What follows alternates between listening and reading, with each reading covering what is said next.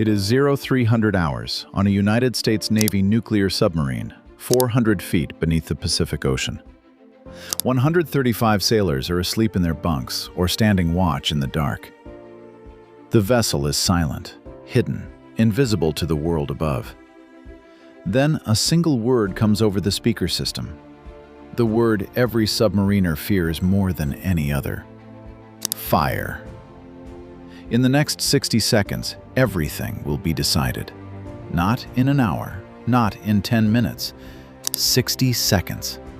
Because in a sealed steel tube with no windows and no exit, a fire can fill every compartment with blinding, toxic smoke before the flames ever spread, choking the crew, consuming the oxygen they need to breathe, and trapping them with the deadliest threat the deep can produce.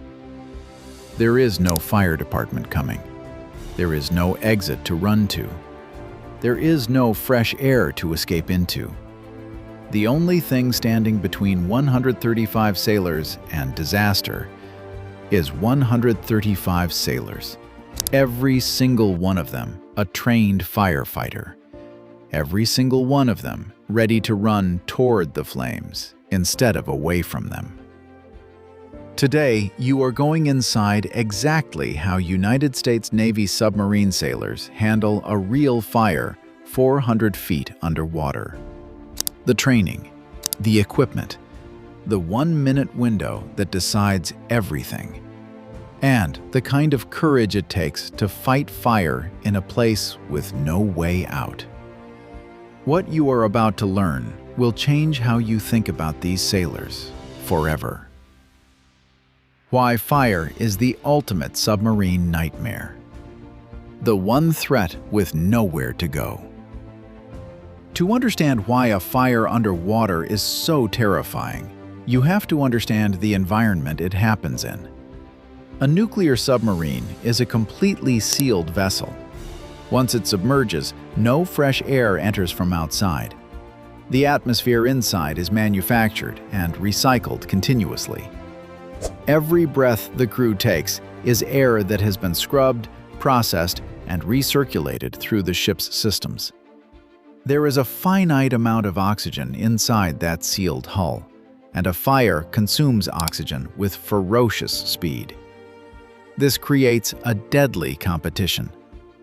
A fire aboard a submarine is not just burning equipment, it is burning the same oxygen that 135 human beings need to stay alive. In the confined space of a submarine, a serious fire can begin depleting the breathable atmosphere within minutes. Then there is the smoke. This is the part that civilians rarely understand. In a building, smoke rises and disperses. In a sealed submarine, it has nowhere to go. A fire can fill the entire vessel with dense, toxic smoke almost immediately, reducing visibility throughout the submarine to absolute zero. Sailors describe being unable to see their own hand directly in front of their face. The smoke is not just a visibility problem, it is poisonous, and breathing it for even a short time can incapacitate or kill. And there is no escape. On the surface, in a building, in nearly any other fire on Earth, the ultimate option always exists. Leave. Get away from the fire. On a submarine 400 feet underwater, that option does not exist. The crew cannot abandon ship.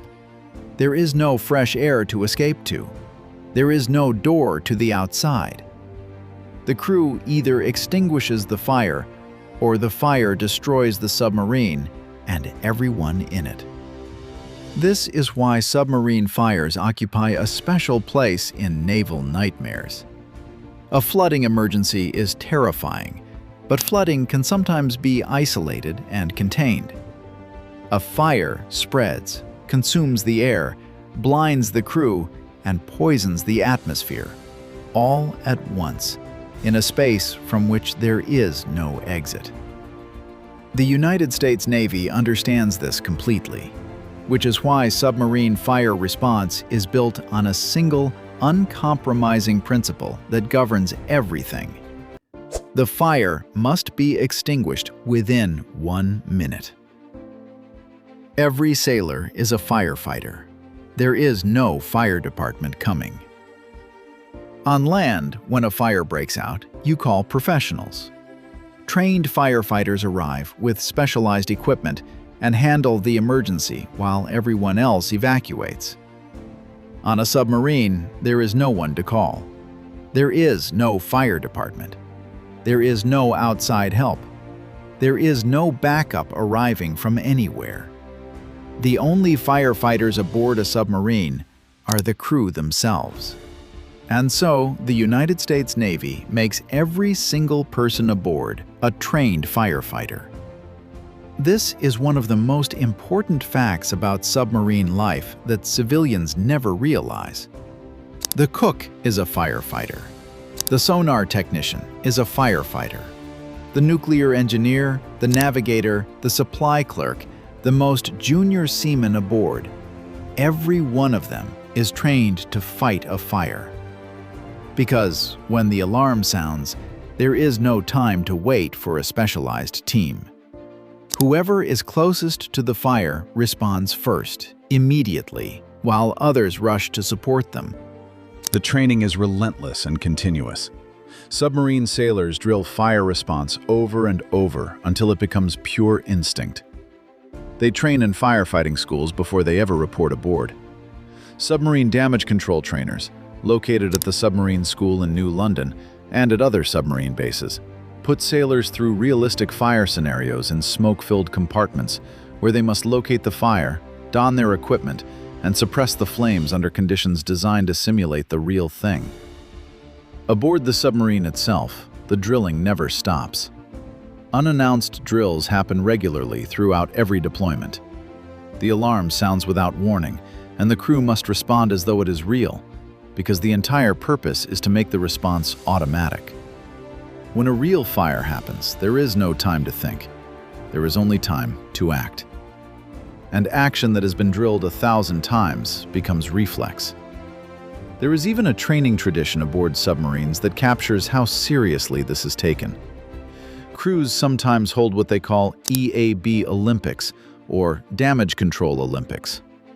Crew members are blindfolded to simulate the zero visibility conditions of a smoke-filled submarine, and they must make their way through the entire length of the vessel by memory and by touch, locating critical emergency equipment they would need in a real fire. Other events include rolling out fire hoses, locating every fire extinguisher, and responding to simulated emergencies against the clock. It sounds almost like a game. It is anything but. It is the Navy ensuring that every sailor can find life-saving equipment in total darkness by touch alone. Because in a real submarine fire, that is exactly what they will have to do.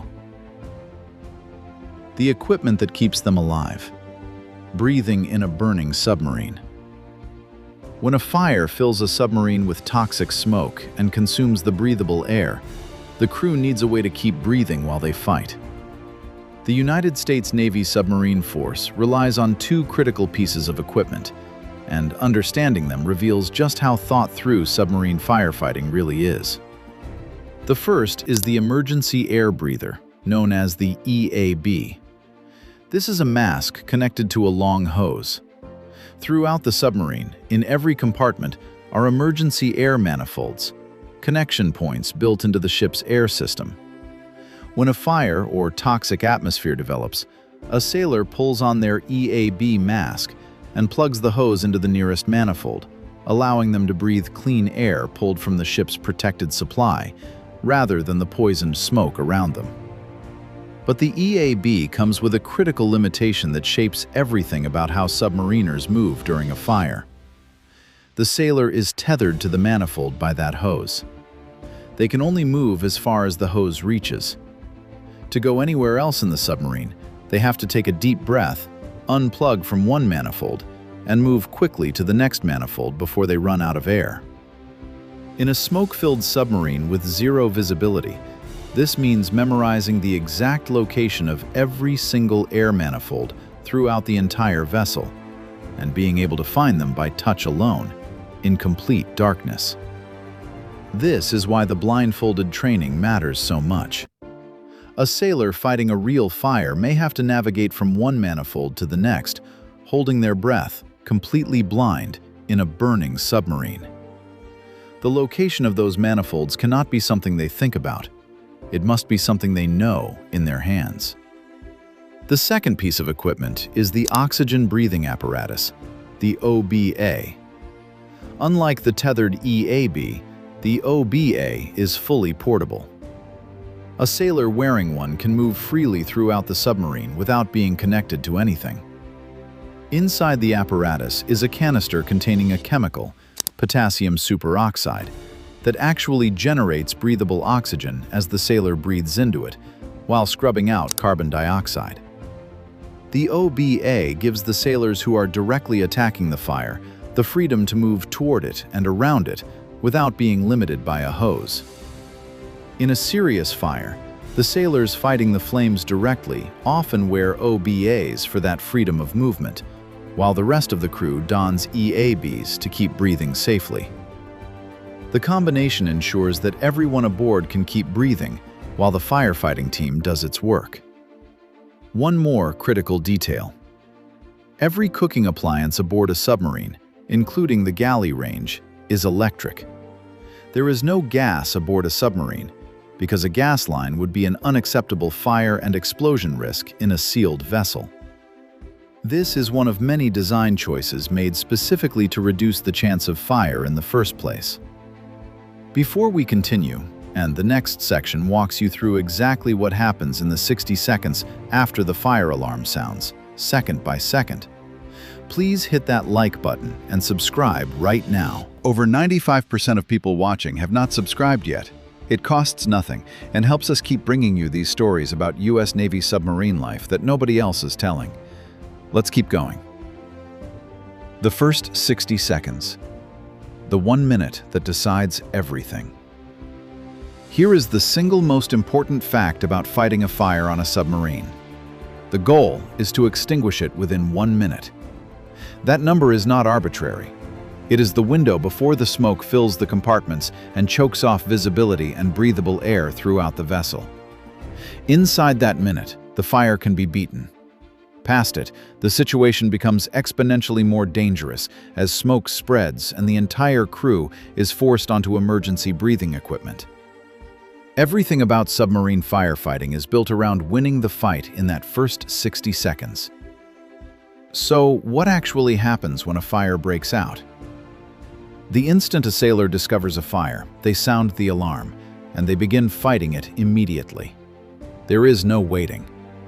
The sailor closest to the fire is the first responder, attacking it with the nearest extinguisher while the alarm is still sounding. Every second of delay allows the fire to grow and the smoke to spread. The announcement goes out over the ship's speaker system, the location and nature of the fire, followed by the general alarm. The entire crew responds instantly. Those near the fire move to attack it directly.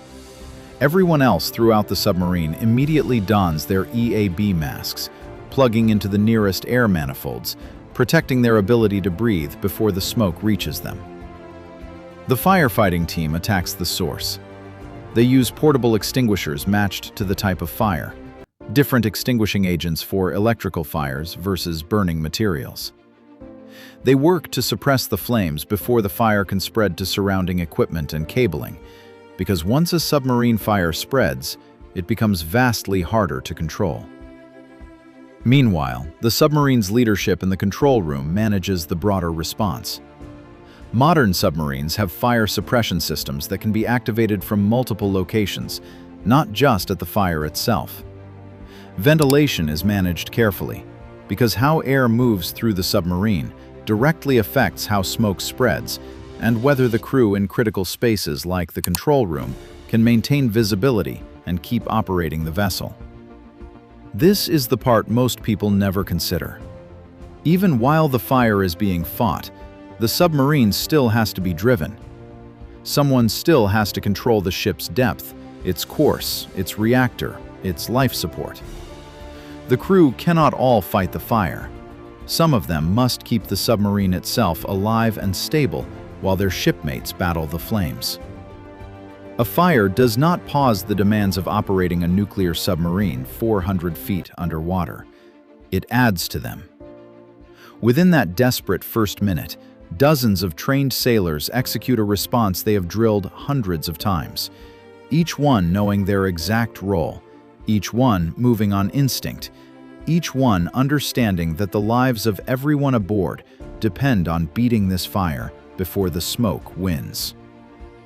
Here is a genuine question, and I want your honest answer. Could you do it? Could you run toward a fire, not away from it, inside a sealed submarine 400 feet underwater, in total darkness, breathing through a mask, knowing there is no exit and no help coming? Yes or no? Drop your answer in the comments below. We read every single one. Fighting blind, when the smoke takes everything. Let us talk about what it is actually like inside a submarine during a serious fire, because the reality is more harrowing than most people can imagine. The smoke comes first and fastest. Within moments of a significant fire, the affected compartments fill with thick, black, toxic smoke. Visibility drops to nothing. Sailors have described real submarine fires where they could not see anything at all. Not the fire, not their own equipment, not the shipmates standing directly beside them. They are fighting an enemy they cannot see, in a space they cannot see, relying entirely on training, memory, and touch. This is why the blindfolded drilling is so essential. A sailor in a real fire navigates by feel. They know the submarine's layout in their hands and their body. They find the air manifolds by touch. They locate the fire by heat and by the procedures they have rehearsed until the rehearsal became instinct. The training that looked like a game, sailors blindfolded, feeling their way through the vessel, is revealed in a real fire to be exactly the skill that keeps them alive. The heat is its own enemy. A fire in a confined metal space generates intense, building heat with nowhere to dissipate. The sailors fighting it work in conditions that punish the body, wearing breathing equipment, often in protective gear, in a space that grows hotter by the second. And underneath all of it is the psychological weight that civilians find almost impossible to comprehend. These sailors know there is no exit. They know that if they fail, there is no rescue. They know the fire is consuming the very air they need to survive. And they run toward it anyway. They attack it. They stay in the smoke and the heat and the darkness, and they fight. Because the alternative is the loss of the submarine and everyone aboard. The Navy prepares sailors for this psychological reality as deliberately as it prepares them for the technical skills. Damage control training is not just about learning to use equipment. It is about building the mental discipline to function, to think clearly, follow procedures, and work as a coordinated team in the middle of one of the most frightening situations a human being can experience. The goal is to make the response so deeply ingrained that even under extreme stress, the sailor performs automatically. Teamwork holds everything together. No sailor fights a submarine fire alone. The damage control teams communicate constantly, coordinate their movements, support one another, and rotate as breathing equipment and exhaustion demand. In the blind, choking chaos of a real fire, that coordination, built through endless drilling, is what turns a group of individuals into a firefighting force capable of saving the ship. After the fire is out, the fight doesn't end with the flames. Extinguishing the fire is not the end of the emergency.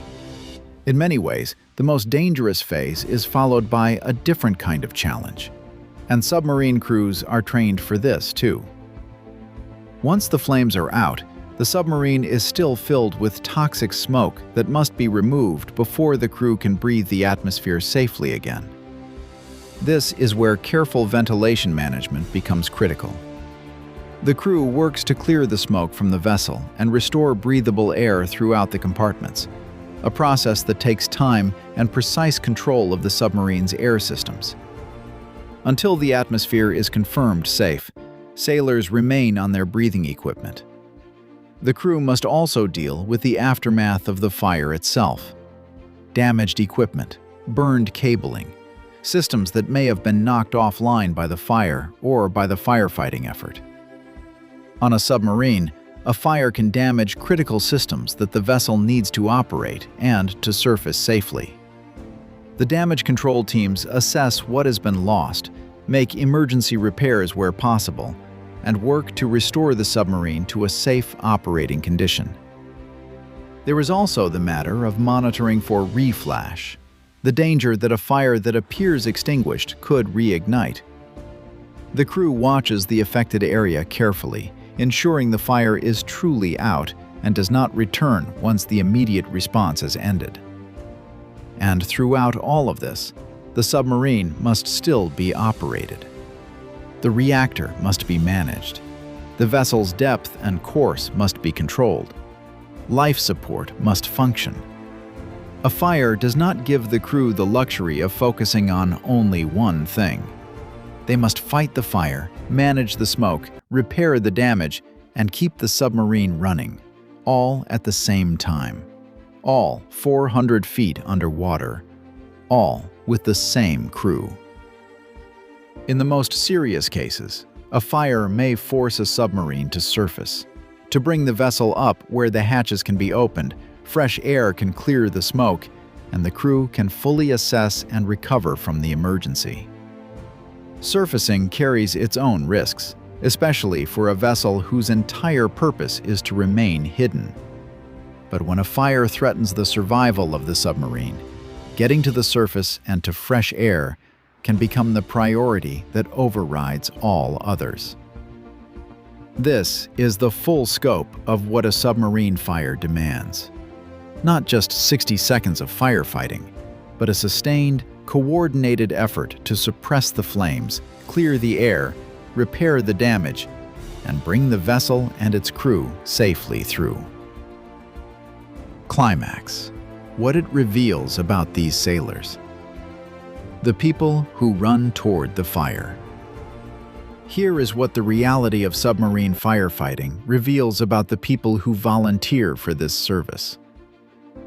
Every instinct in the human body, when faced with fire, says, run, get away, find the exit. It is one of the most primal survival responses we have. Submarine sailors train that instinct out of themselves and replace it with something extraordinary. The discipline to run toward the fire, in the dark, with no exit, knowing exactly how dangerous it is. They do this because they understand a truth that defines submarine service. On a submarine, there is no one else. There is no fire department, no rescue team, no outside help, no escape. The crew is everything. If they do not save the ship, no one will. Every sailor aboard carries the knowledge that the survival of all 135 people depends on each of them doing their part when the alarm sounds. This is why the training is so relentless. Why every sailor, regardless of their job, is a firefighter. Why crews drill blindfolded until they can navigate a burning submarine by touch. Why the 1-minute standard is drilled into every response. The Navy is not preparing sailors for a possibility that might never come. It is preparing them for a threat that has killed submariners before and could kill them again, and ensuring that when it comes, they are ready to beat it. Think about what that actually means for the people who choose this life. A 19-year-old sonar technician, a young cook, a junior mechanic, each one trained and ready to run into a fire 400 feet underwater, in total darkness, breathing through a mask, to save a submarine full of people who are depending on them. Not because it is their specialty, because on a submarine, it is everyone's job. That is the reality of how submarine sailors handle a real fire underwater. Not with panic, not with escape. With training so deep it becomes instinct, equipment engineered for the impossible environment, teamwork forged through endless drilling, and a kind of courage that most people will never be asked to find. They volunteered to live in a sealed tube beneath the ocean. And they volunteered, whether they fully realized it or not, to be the only thing standing between their shipmates and the deadliest threat the deep can produce. Conclusion. Today we went inside one of the most dangerous situations any human being can face: a real fire aboard a nuclear submarine 400 feet underwater. We saw why fire is the ultimate submarine nightmare, a threat that consumes the crew's oxygen, blinds them with toxic smoke, and traps them with nowhere to escape. We learned that there is no fire department coming, that every single sailor aboard, from the cook to the captain, is a trained firefighter. We examined the equipment that keeps them alive, the tethered EAB masks and the portable OBAs that let them breathe in a burning, smoke-filled vessel. We walked through the desperate first 60 seconds, the 1-minute window that decides everything. We felt what it is like to fight blind, navigating by touch through smoke that erases all visibility. And we followed the fight beyond the flames, clearing the smoke, repairing the damage, and bringing the submarine safely through. The sailors of the United States Navy's submarine force live every day with the knowledge that fire is their deadliest enemy, and that they are the only ones who can defeat it. They train for it relentlessly. They drill it until it becomes instinct. And if the alarm ever sounds for real, they will do the most counterintuitive thing a human being can do: run toward the fire, in the dark, with no way out, to save the ship and everyone in it. That is who these sailors are. Not just operators of one of the most complex machines ever built, but the only firefighters in the most dangerous fire environment on Earth. And they carry that responsibility every single day they are beneath the waves. If this video showed you something new about the real lives of US Navy submarine sailors, hit that like button right now and subscribe so you never miss what we cover next. Next week, we are going inside how submarine sailors handle the other great underwater nightmare: flooding, when the ocean itself breaks into the hull and the crew has minutes to stop the sea from claiming the ship. You will not want to miss it. Thanks for watching, and we'll see you in the next one.